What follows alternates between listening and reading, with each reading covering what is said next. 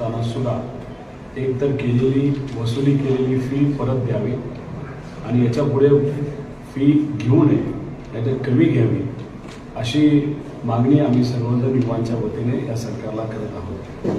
त्याच्याचबरोबर जे काही प्रोजेक्ट्स आपल्या महाराष्ट्रातून गुजरातला चाललेले आहेत, त्याच्यामुळे लाखो युवकांना बेरोजगार होण्याची वेळ आज आपल्या महाराष्ट्रामध्ये आलेली आहे. तोही मुद्दा आपण या यात्रेमध्ये घेतलेला आहे. महिला सुरक्षितता असेल, त्याच्याचबरोबर आपण जर बघितलं तर शेतकऱ्याला अनेक अडचणी आज सोसाव्या लागतात. दुष्काळी परिस्थिती असताना जो GR सरकारने दुसऱ्यांदा काढला त्याच्यामध्ये निकषसुद्धा देण्यात आलेले नाही. मदत शेतकऱ्याला किती होणार आहे हे सांगण्यात आलेलं नाही. त्यामुळे घाई गडबडीने तो GR फक्त दाखवण्यासाठी आणि खऱ्या अर्थाने आपण बघितलं तर शेतकरी कष्टकऱ्याच्या तोंडाला पानं पुसण्यासाठी तो GR काढलेला आहे. परभणी जिल्ह्यामध्ये आपण आहोत. हा तर जिल्हा टोटली वगळण्यात आला होता. मग विजयराव बांबळे साहेब इथं आहेत, ते असतील आणि इतरही सर्व समविचारी नेते लोक, शेतकरी, कार्यकर्ते मिळून जेव्हा आंदोलन केलं त्याला यश येत, अख्ख्या महाराष्ट्रातल्या शेतकऱ्यांना यश येत. दुसरी यादी जाहीर केली तर त्याच्यामध्ये त्रुटी आहे.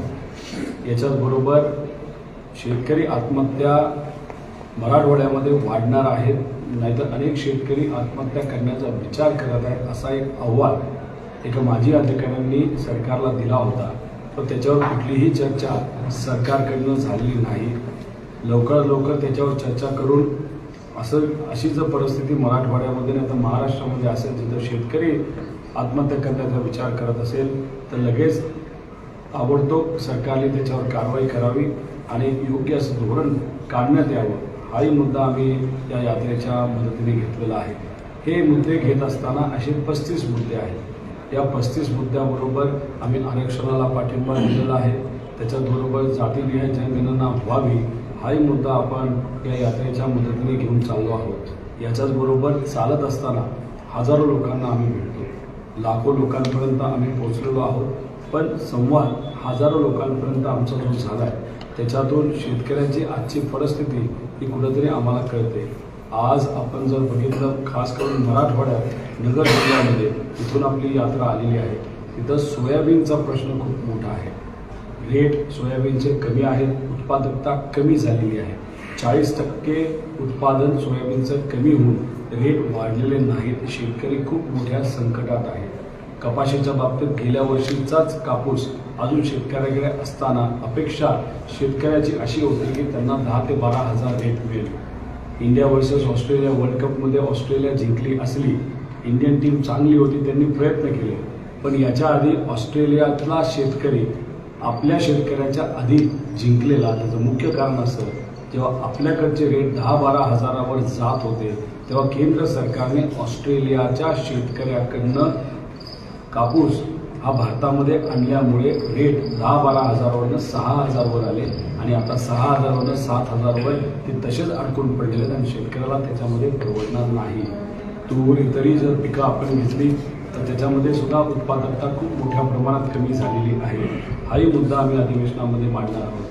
त्याच्याचबरोबर गेल्या वर्षीचा जो पीक विमा जी मदत मिळणार होती ती अजून या भागातल्या लोकांना मिळाली नाही. सातत्याने जो पाऊस झाला त्याची नुकसान भरपाई या भागातल्या लोकांना अजून मिळालेली नाही. त्याच्याचबरोबर आत्ता विमा जो शेतकऱ्याला मिळाला आहे, कोणाला 1,600 रुपये, कोणाला 2,000 रुपये, कोणाला 18, कोणाला 4,000 रुपये, 3,000 रुपये अशा पद्धतीने विमा आत्ता आलेला आहे. खरं तर हा विमा सप्टेंबर अखेरीस ॲडव्हान्स म्हणून मिळाला पाहिजे होता. मंत्र्यांनी सांगितलं की आम्ही दिवाळी गोड करू. 4,000 रुपये देऊन दिवाळी गोड होत नसते आणि दिवाळी झाल्यानंतर तुम्ही हा निधी दिला. त्याच्याचबरोबर फक्त 2 ज्या पिकं आहेत, 2 पिकाचाच विमा देण्यात आलेला आहे. अजून 7-8 पिकं तशीच राहिलेली आहेत आणि आम्ही लवकरात लवकर ही ॲडव्हान्सची रक्कम द्यावी. त्याच्याचबरोबर राहिलेली 100% रक्कम विम्याची ही शेतकऱ्याच्या खात्यामध्ये पाठवण्यात यावी असाही मुद्दा आम्ही याच्यामध्ये घेतला आहे. आणि जे NDRFचे निकष दुष्काळाचे दुसऱ्या यादीत घेतलेले नाहीत ते घ्यावेत आणि त्याला 3 ते 4 किंवा 5 पट मदत, जसं जिरायत भागासाठी 8,500 रुपये, बागायत भागासाठी 13,500 गुणिले 4 पट मदत ही शेतकऱ्याला मिळावी हाही मुद्दा आम्ही अधिवेशनामध्ये मांडणार आहोत. त्याच्याचबरोबर फळबागा पिकवणारे जे शेतकरी आहेत त्यांना या निकषामध्ये घेतलेलं नाही, त्यांचाही समावेश याच्यामध्ये व्हावा आणि शेतकरी कष्टकऱ्याची मुलं जी कॉलेजमध्ये आज आहेत, फी देता येणार नाही अशा विद्यार्थ्यांच्या फी देण्यासाठी जे सारथी मराठा समाजासाठी, SC समाजासाठी, त्याच्याचबरोबर महाज्योती OBC समाजासाठी ज्या अशा संस्था आहेत त्याच्यामध्ये अतिरिक्त 750 कोटी रुपये प्रत्येकी देऊन म्हणजे 1000 कोटी प्रत्येक संस्थेला देऊन त्यातून त्या मुलामुलींना फीसाठी स्कॉलरशिप देण्यात यावी अशी मागणी आम्ही या यात्रेच्या मदतीने घेणार आहोत. हे सर्व गोष्टी घेऊन पुढं आम्ही सर्वजण जात आहोत. जाता जाता लोकांची जेव्हा आम्ही चर्चा करतो लोकांचं मत असं येतं मुद्द्याचं कुणीही बोलत नाही. आज जी काय चर्चा TV वर चालली आहे नाहीतर ते मंत्री करत आहेत ते पदाची मुख्यमंत्रीपद कोण होणार, उपमुख्यमंत्री कोण होणार, मंत्रिपद कोणाला मिळणार या बाबतीत चर्चा होती, पण आमच्या बाबतीतली चर्चा कुठेही झाली नाही. परभणी जिल्ह्याचं आज बोलायचं झालं, पालकमंत्री अजूनही जिल्ह्यामध्ये आलेले नाहीत. पालकमंत्री जर जिल्ह्यात येणार नसतील, लोकांशी बोलणार नसतील, चर्चा करणार नसतील तर इथे असणाऱ्या शेतकऱ्याला काय अडचणी आहेत, कष्टकऱ्याला काय अडचणी आहेत हे कसं समजणार हाही प्रश्न आम्हाला पडलाय, लोकांनाही पडलाय. आज महाराष्ट्रामध्ये कुठला मंत्री लोकात जाऊन लोकांच्या अडचणी समजून घेतोय? सर्वजण भाषणं करतायत, मोठ्या मोठ्या कार्यक्रमाला जात आहे, सरकार आपल्या दारी या कार्यक्रमाला जाऊन तिथं पैशाचा उत्मात करत आहे. मग याच्यापेक्षा लोकांकडे जाऊन गावात जाऊन तिथं जाऊन विद्यार्थ्यांशी बोला, शेतकऱ्यांशी बोला, अडचणी समजून घेऊन त्यांच्या मार्गी लावा अशी विनंती आम्ही सर्वजण या यात्रेच्या मदतीने करत आहोत. रिस्पॉन्स चांगला आहे. विजय राऊंडवर प्रेम करणारे, त्यांना सहकार्य करणारे अनेक कार्यकर्ते, नागरिक या यात्रेमध्ये जिंतूर तालुक्यामध्ये सहभागी झाले. काल सेलू तालुक्यामध्ये आम्ही आलो, तिथं प्रवेश केला, तिथं राहिलो आणि आता जिंतूर तालुक्यामध्ये आहे. उद्या आम्ही हिंगोली जिल्ह्यामध्ये जाऊन पुढे मग आम्ही विदर्भामध्ये प्रवेश करणार आहोत. असे आत्तापर्यंतची 350-400 किलोमीटरची आमची यात्रा होती. अनेक मुद्दे जे आम्ही घेतले ते सोशल मीडियावर आम्ही टाकलेले आहेत आणि हे सर्व मुद्दे घेऊन या अधिवेशनामध्ये या सामान्य लोकांचा आवाज म्हणून आम्ही तिथं लढणार आहोत. एवढंच या ठिकाणी आपल्या सर्वांना सांगतो आणि याच्यावर जर आपले काही प्रश्न असतील तर त्याला उत्तर देण्यासाठी मी तयार आहे.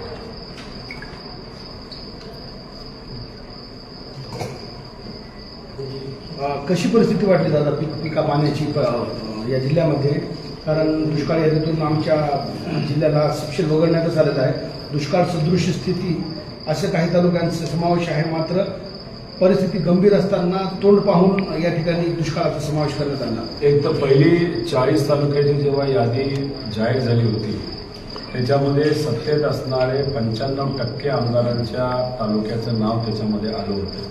आता प्रश्न तेव्हा आम्ही सर्वांनी हा उपस्थित केला की इतर तालुक्यामध्ये राहणारे लोक हे काय महाराष्ट्रातले लोक नाहीत का, मराठी माणूस नाही का, त्यांना मदत आपल्याला करायची नाही का? मी ज्या जिल्ह्यातून येतो नगर जिल्हा तो वगळण्यात आला होता. आत्ता ज्या जिल्ह्यामध्ये परभणी जिल्ह्यामध्ये तो अख्खा वगळण्यात आला होता. एक आपण सर्वांनी समजून घेतलं पाहिजे, सरकार जेव्हा योग्य पद्धतीने चालतं तेव्हा दुष्काळ जेव्हा जाहीर करायचा असतो तेव्हा त्या तहसीलदारकडनं त्या तालुक्याची माहिती कलेक्टर गोळा करतो, कलेक्टरकडनं ती कमिशनरकडे जाते, कमिशनरकडनं ती शासनाकडे जाते आणि शासन एकत्रित ही माहिती करून ती डिक्लेअर करतं. पण ह्या सरकारला 40 तालुक्याची नावं डिक्लेअर करायला घाई झाली होती आणि दुसऱ्या 90 तालुके असेच वाऱ्यावर सोडून दिले होते. जेव्हा लोकांकडनं उद्रेक झाला, हा प्रश्न उपस्थित करण्यात आला, मग या सरकारला जाग आली. पण दुर्दैव असं की जो दुसरा GR निघाला त्याच्यामध्ये मदत कशी दिली जाणार आहे, कुठल्या GRच्या आधारावर दिली जाणार आहे हे सुद्धा त्याच्यामध्ये स्पष्टपणे लिहिलेलं नाही. पहिल्या GR मध्ये ते लिहिलं आहे पण दुसऱ्या GR मध्ये हे लिहिलेलं नाही. असा घाई गडबडीने GR जो सरकार काढत आहे त्याच्यावर एकच कळतं, हे सरकार गोंधळलेलं निकामी सरकार आहे ज्याच्यामध्ये ते फक्त कुठेतरी तोंड बघून नाहीतर एक तर कुठलाही मंत्री लोकात नाही, चर्चा करत नाही, पालकमंत्री येत नाहीत आणि मग त्याच्यामुळे हा सगळा गोंधळ कुठे ना कुठेतरी होतोय. सर्व मंत्री मंत्रालयात थांबायला जास्त इच्छुक असतात, फाईलांवर सह्या करण्यासाठी इच्छुक असतात. त्यांचे जे OSD आहेत मोठ्या मोठ्या हॉटेलमध्ये जातात, ठराविक फाईल घेऊन ठराविक फाईलवर त्यांनी जर काय एखादं लिहिलं तरच मंत्री सही करतो. याचा अर्थ काय काढायचा असा प्रश्न आम्हा सगळ्यांना पडलेला आहे. सर, उपमुख्यमंत्री फडणवीस यांनी एका वर्तमानपत्राला बोलताना सांगितले की भाजपाच्या 26 जागा लोकसभा लढवणार आणि शिंदे गट आणि शिंदे गट आणि इतर अजित पवार गट हे 22 जागा लढणार असे त्यांचं ठरलेलं फॉर्म्युला आहे आणि हिवाळी अधिवेशनानंतर लोकसभेची प्रचार सुरू होईल. अप्रत्यक्षपणे भाजपचा प्रचार नाही तर लोकसभेसाठी प्रयत्न करणं हे सुरू झालेलं आहे असं कुठेतरी आम्हाला सगळ्यांना वाटतं. तुम्ही जर बघितलं कोल्हापुरामध्ये हिंदू मुस्लिम करण्याचा प्रयत्न त्यांनी केला. नगरमध्ये अशीच परिस्थिती, अमरावतीत तीच परिस्थिती होती. बीड जिल्ह्यामध्ये जेव्हा सगळ्यांना या सरकारमधल्या लोकांना कळालं की जो पॅटर्न हा आपण कर्नाटकामध्ये लागू केला तो कर्नाटकात पण चालला नाही, महाराष्ट्रात पण चालला नाही, मग आपल्याला जर हिंदू मुस्लिम होत नसेल तर मग आपण ओबीसी विरुद्ध मराठा करण्याचा प्रयत्न करू. बीड जिल्ह्यामध्ये आणि शहरामध्ये आपण जर बघितलं तिथं काही मराठा समाजाच्या नेत्यांची घरं फोडली, पण बहुतांश जास्त घरं दुकानं हे ओबीसी समाजाची फोडण्यात आली. पण त्याच्यामध्ये आपण जर खोलात गेलं तर 6 तास पोलिसांनी कुठलीही कारवाई केली नाही. म्हणजे पोलिसांचा वर्धास्त जे प्रोफेशनल लोक होते, जे पेट्रोल बॉम्बचा वापर करत होते, फॉस्फरस बॉम्बचा वापर करत होते, विशिष्ट पद्धतीची दगडं एका गाडीमध्ये ठेवून ती दगडं ते वापरत होते. आणि मग ह्या लोकांना कुणी पुढं केलं? पोलीस का काम करत नव्हतं? पोलीस का सहकार्य करत नव्हतं? संदीप भैया क्षीरसागराच्या समोर पोलीस मुख्यालय असताना सुद्धा पोलीस असताना त्यांनी तिथे कारवाई नाही केली. मग कुठंतरी या महाराष्ट्रामध्ये बीजेपी आणि सत्तेत असणारे लोक हे ओबीसी विरुद्ध मराठा करण्याचा प्रयत्न करत आहेत. आणि दुर्दैवाने लोकसभा जवळ आल्यामुळे आपल्याला असंच बोलावं लागेल की लोकसभा डोळ्यासमोर ठेवून महाराष्ट्राचं जे काही विचारसरणी आहे, समतेचा जो विचार आहे, एकतेचा बंधुत्वाचा विचार आहे, तोच कुठे ना कुठेतरी तोडण्याचा प्रयत्न हा ठराविक लोकांकडे केला जातोय. आणि त्याच्याचबरोबर तुम्ही जे म्हणत असतात त्यांचं समीकरण, हे समीकरण आज बोलण्यासाठी आहे. पण उद्या जाऊन तुम्ही जर बघितलं तर बहुतांश शिंदे गटातले आणि जे काही अजितदादांबरोबर गेलेले काही नेते आहेत ते भाजपच्या चिन्हावर लढताना आपल्या सर्वांना बघायला मिळेल. परभणीची लोकसभेची जागा कोण लढवली? महाविकास आघाडीकडून परभणी लोकसभेची जागा कोण लढवली? याच्यात शिवसेना जे उद्धव ठाकरे साहेबांच्या मार्गदर्शनाखाली चालू आहे, काँग्रेस त्याच्याचबरोबर राष्ट्रवादी जी पवार साहेबांच्या विचाराने चालू आहे, या तिन्ही पक्षांचा सर्वे आपापल्या लेवलला सुरू आहे. तिथं असणाऱ्या नेत्यांशी संवाद साधतोय, आमचे नेते बोलत आहेत, नेते चर्चा करून योग्य असा उमेदवार महाविकास आघाडीचा एक तिथं दिला जाईल. जो कुणी असेल त्याच्या मागे अख्खी महाविकास आघाडीची ताकद, लोक, कार्यकर्ते खूप उभे राहतील आणि कुठल्याही परिस्थितीमध्ये महाविकास आघाडीचीच मेजॉरिटी महाराष्ट्रामध्ये लोकसभेमध्ये खासदाराच्या माध्यमातून दिसेल असं आपल्या सर्वांना आश्वासित करतो. दादा, जरांगे पाटलांचा सरसकट ओबीसी नेत्यांनी थेट ते भुजबळांना टार्गेट करत आहे, कसं टाकलं? जेव्हा एखादा आमदार मंत्री बनतो तेव्हा त्यांच्याकडे खूप मोठी ताकद येत असते. आदरणीय भुजबळ साहेब हे खूप मोठे नेते, अनुभवी नेते आहेत. कार्यकर्त्यापासून ते फार मंत्र्यापर्यंत, उपमुख्यमंत्र्यापर्यंत ते गेलेले आहेत. अशा परिस्थितीमध्ये पूर्वीची भाषणं जर आपण बघितली तर ती फार वेगळी होती. ती कुठेतरी समता जो आपल्याला महात्मा फुलेंनी दिलेला विचार आहे, क्रांतिज्योती सावित्रीबाई फुलेंनी दिलेला विचार आहे, तो सर्व जे काही मोठे जोर व्यक्ती होऊन गेले, डॉक्टर बाबासाहेब आंबेडकर असतील, संविधानाला धरून हे सर्व विचार होते. ते विचार त्यांच्या भाषणातून पूर्वी दिसत होते. पण आजची परिस्थिती आपण बघितलं तर कुठेतरी समरसता त्यांच्या भाषणातून दिसते. आता भाजप कधी समता मानत नाही पण समरसता मानते. या दोघांतला फरक कदाचित आपल्याला माहीत असेल. त्यांचं जे भाषण काही दिवसांपूर्वी जालन्यामध्ये झालं त्याच्यामध्ये इतक्या लो लेवलला ते गेले आणि मग तिथं गेल्यानंतर कुठं ते असं वाटलं की ते त्यांची भाषा बोलत नाही, देवेंद्र फडणवीस साहेबांची भाषा ते तिथं बोलत आहेत. अशा परिस्थितीचं वातावरण तिथं झालं आणि ते झाल्यानंतर मग आरोप प्रत्यारोप हा जरांगे पाटलांकडनं होतोय, भुजबळ साहेबांकडनं होतोय आणि या दोघांकडनं एक चर्चासत्र जे काही भाषणातून होत आहे, कारण हे दोघं फिरत आहेत आणि तर वाद प्रतिवाद, उत्तर प्रतिउत्तर या दोघांमध्ये सुरू आहे ते आता टीव्हीवर आपल्या सर्वांना बघायला मिळतं. दादा, महाविकास आघाडी जी आहे ते तुमच्या दौऱ्यानिमित्तानं कुठंतरी एकसंघ होताना दिसून येते. कारण खासदारही तुम्हाला काल बाँड्रीवरती भेटायला आले होते. भामदे साहेब आहेत, फौजताई आहेत, त्याचबरोबर सुरेश वरपुडकर, हे सगळे लोक एकसंघ दिसत आहेत किमान परभणीत तरी. ही परिस्थिती पूर्ण राज्यात राहणार आणि ते लोकसभा आणि विधानसभापर्यंत टिकणार असं वाटतं. आज आपल्या महाराष्ट्रामध्ये मोठ्या प्रमाणात धर्मवाद, जातीवाद हा वाढलेला आपण सर्वजण बघतोय आणि खऱ्या अर्थाने सामान्य लोकांबद्दल आज बोललं पाहिजे, चर्चा झाली पाहिजे, त्यांच्या अडचणी सोडवल्या पाहिजे. सरकारचं लक्ष हे लोकांकडे पाहिजे, सत्तेकडे नको. सत्तेत कसं यायचं हे इलेक्शनच्या काळामध्ये आपण बघू शकतो, पण सत्तेत आल्यानंतर सातत्याने तुम्ही सत्तेचंच बोलत असताल आणि सामान्य लोकांना जर बाजूला ठेवत असेल तर हे सगळ्यांनाच पटतं असं नाही. तर महाविकास आघाडीचे खासदार असतील, आमदार असतील, कार्यकर्ते, पदाधिकारी असतील, यांना कुठेतरी वाटतं की आज जे महाराष्ट्रात काही गोष्टी चालल्या आहेत त्या कुठेतरी सत्याला सोडून आहेत आणि मग आज लोकांकडे, लोकांसाठी आपण सर्वजण लढतो आणि त्याच्याबद्दलच सरकार बोलत नसेल तर मग युवा संघर्ष यात्रा जर सामान्य लोकांचा मुद्दा, प्रश्न, अडचणी घेऊन पुढे जात असेल तर त्या मुद्द्याला, त्या विचाराला, त्या यात्रेला ताकद देण्यासाठी हे सर्व पक्षातले पदाधिकारी एकत्रित आलेले आहेत आणि ते अनेक जिल्ह्यांमध्ये आपल्याला बघायला मिळेल.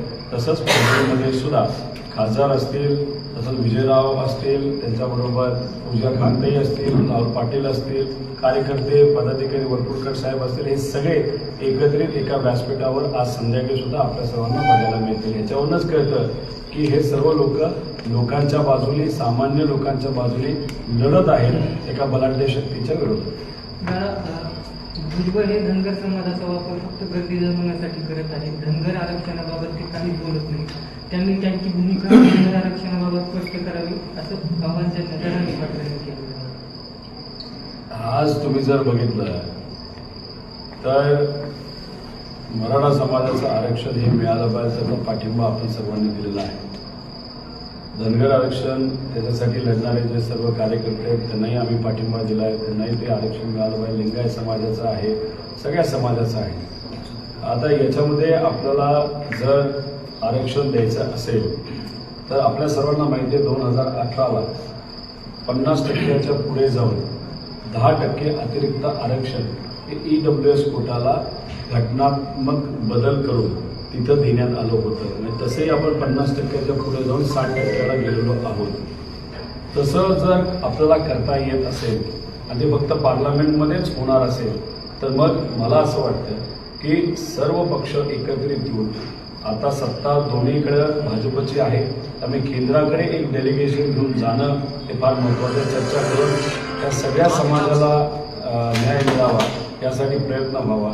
राहिला प्रश्न सभा ज्या भुजबळ साहेबांकडनं होत आहेत त्या ज्या पद्धतीची भाषणं होत आहेत त्याच्यामध्ये जातीमध्ये फक्त द्वेष निर्माण करण्याचा प्रयत्न हा होतोय आणि काही लोकांचं असं मत आहे तुम्ही जर मंत्री असताल, तुम्ही सत्तेत आहात, तुमच्याकडे संविधानिक पद आहे, तुम्ही कॅबिनेटमध्ये एकत्रित बसून योग्य असा निर्णय सर्व समाजासाठी घेऊ शकता. अशी परिस्थिती असताना सुद्धा रोडवर येऊन तुम्ही खालच्या पातळीवर जाऊन भाषण करत असाल तर त्याच्यामधून एकच संदेश येतो की नेता म्हणून तुम्ही परत एकदा तुम्हाला एस्टॅब्लिश करण्याचा प्रयत्न तरी करत आहात, नाहीतर भाजपला द्वेष हा झालाच पाहिजे तो निर्माण होण्यासाठी तुम्ही भाजपची भाषा बोलत आहात आणि याच्यामुळे अनेक समाजाला असं वाटतंय की हा व्यक्तिगत कार्यक्रम हा भुजबळ साहेबांचा आहे, याच्यामध्ये कुठल्याही समाजाला त्याच्यामध्ये न्याय मिळणार नाही. त्यामुळेच चर्चा अनेक समाजामध्ये आणि खास करून ओबीसी समाजामध्ये असणारे घटक जे समाज आहेत त्याच्यामध्ये ही सुरू झालेली आहे की फक्त एकाच व्यक्तीला राजकीय कुठेतरी एस्टॅब्लिश होण्यासाठी हा कार्यक्रम घेतला जातोय का, असं एक वातावरण या महाराष्ट्रामध्ये निर्माण झालेलं आहे. शिक्षक भरतीबाबत एक प्रश्न आहे दादा. अभियोग्यता चाचणी घेऊन 8-9 महिने झाले, निकाल लागून साधारण 7 महिने झाले जवळपास, तरी पण त्या शिक्षकांना नियुक्त्या पत्र देण्यात आलेले नाही. आम्ही म्हणत आहोत 60,000 शिक्षकांची भरती करा. केसरकर साहेब म्हणतात आम्ही करतो, 2 अधिवेशनं झाली तरी ते म्हणतात आम्ही करतो, प्रक्रिया सुरू झाली आहे. पण प्रक्रिया सुरू अनेक महिने लोटले असले तरी त्याच्यावर यश काय आलेलं नाही. अंदाज असा आहे की 10-12 नाही तर 18,000पर्यंत भरती होईल. मग 42,000ची भरती कोण करणार? मध्ये त्यांनी कॉन्ट्रॅक्टवर भरती करण्याचा विचार केला होता, ज्याचा विरोध आम्ही यात्रेतून केला आणि त्यांना नाइलाज झालं आणि कॉन्ट्रॅक्ट भरती त्यांना माघार घ्यावी लागली. त्यामुळे मग त्यांचा कदाचित असा विचार होता त्यावेळेस की 18,000 परमनंट घ्यावेत, बाकी सगळे कॉन्ट्रॅक्टवर घ्यावेत. कॉन्ट्रॅक्टच्या कंपन्या कोणाच्या होत्या तर भाजपच्या अनेक नेत्यांच्या होत्या. आता याच्यामध्ये प्रॉब्लेम एवढाच झालेला आहे की असं दिसतं की जिल्हा परिषदला अधिकार दिले जाते कॉन्ट्रॅक्ट भरती करण्याचे. त्यामुळे मग 18,000 परमनंट आणि बाकी कॉन्ट्रॅक्टवर जिल्हा परिषद करणार का काय अशी भीती आम्हाला सगळ्यांना वाटते. त्यामुळे आमचं मत आहे परमनंट 60,000ची शिक्षक भरती ही लवकरात लवकर झाली पाहिजे. नाही तर तुम्ही बघितलं असेल काल 1200 का कितीतरी DED कॉलेजेस हे बंद